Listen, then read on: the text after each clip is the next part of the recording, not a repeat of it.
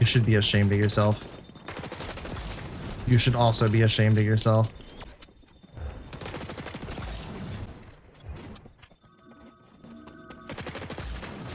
Someone get me their usernames right now. I mean, holy f.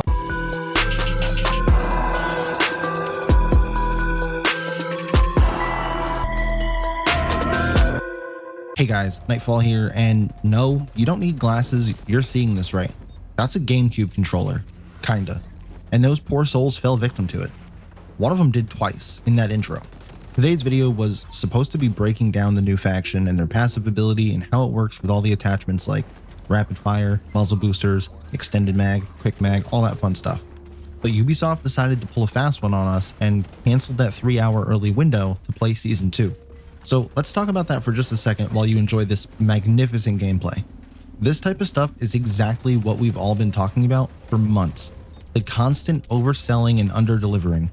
Yeah, the communication is there and they're telling us, but it's all very last minute, just like the tweet says. But how last minute is it really? They told us during the reveal on Wednesday at 1 PM Eastern time that they would allow us to play Season 2 early on Friday, which was 2 whole days later. However, they never mentioned a time and failed to even update anyone through any kind of social media the entire day on Wednesday or Thursday, and went almost 48 hours before they told us Friday at 10 AM Eastern with that tweet that they were canceling it, all due to some security risk.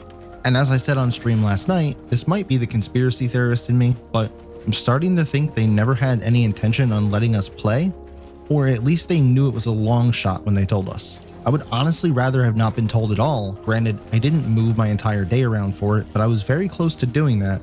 3 hours is a short window to be able to grab all the footage I would need for videos and then also just get to play it to enjoy it. Some people have even mentioned to me that they did rearrange their whole day just for that playtest and lost a lot of time creating other content. Again, the whole thing just seems very odd, but this isn't the first time that they've done something like this. The bomb game mode is another great example.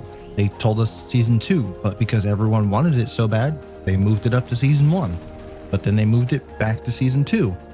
And even though the reveal trailer shows it'll be coming with the season launch, I've heard some people saying that they've seen it was delayed to in-season at some point.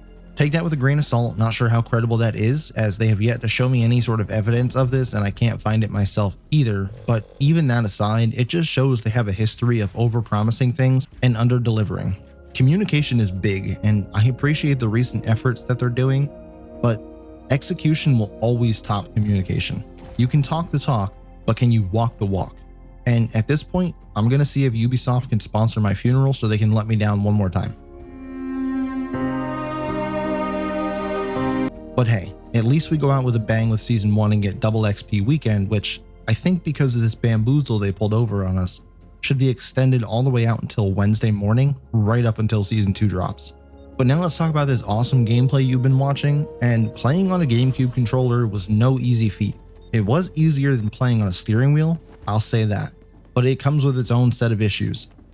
At first, I had some tech issues with it where it just wouldn't work. Then once I figured it out and mapped all the buttons, A and B and X and Y buttons were swapped somehow, meaning I was crouching with A, but jumping with B, and reloading with Y, but swapping weapons with X. It was just a nightmare.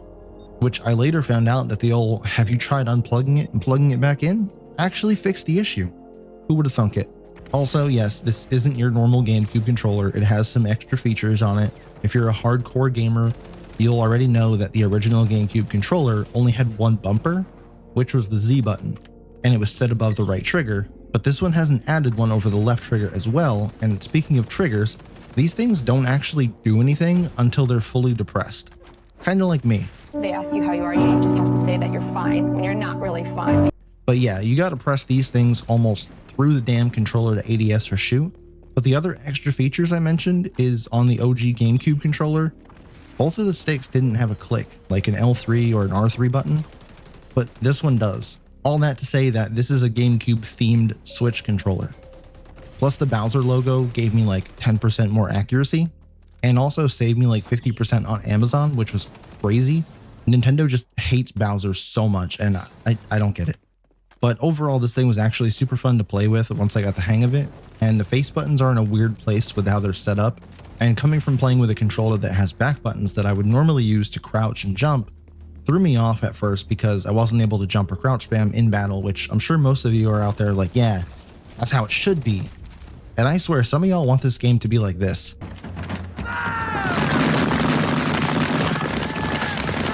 No jumping, no crouching, just stand, aim, fire. And I'll be the first to call out a bunny hopping loser and jump on their dead body when I kill them. But I think just this one time, the problem might be you.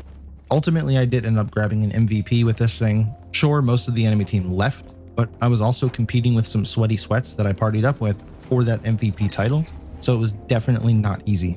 If you enjoy this type of content and you want to see me attempt to play this game on some other strange controller, let me know down in the comments. I already have a few ideas of what I want to do, and no, it's not a Guitar Hero controller because I can't find one that's cheaper than like $200, so if I run across one that won't break the bank, I'll think about it.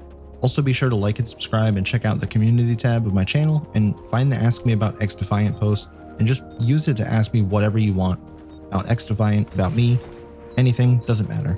I'm going to answer them all in a video tomorrow, so you have until tonight to get your questions in, and then I might make it a weekly thing.